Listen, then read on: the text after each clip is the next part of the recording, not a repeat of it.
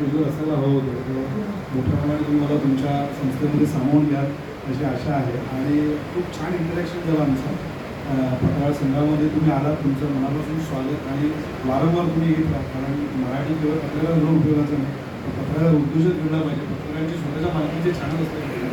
आणि हे जोपर्यंत उद्योजकतेचा जो काय म्हणतात ना, एक इच्छा मनात रुजत नाही तोपर्यंत होत नाही. आणि मी हक्काने म्हणू शकतो, कारण आज माझ्या मालकीचं एक पेपर आहे, एक मालकीचं सगळं चॅनल होतं. आणि मराठी माणूस हे करू शकतो, फक्त त्यासाठी तुमच्यासारख्या उद्यमशील माणसांचा जो उत्साह आहे तो आमच्या पत्रकारांमध्ये रुजला पाहिजे. आणि पत्रकार सर एक माध्यम आहे तुमचा विचार घरोघरी पोचवणार. आणि महाराष्ट्रातल्या कानाकोपऱ्यामध्ये तुमचा जो उत्साह आहे, ऊर्जा आहे, ती पोचवण्याची काम आमच्या मुंबई मराठी पत्रकार संघाचे सदस्य करतील.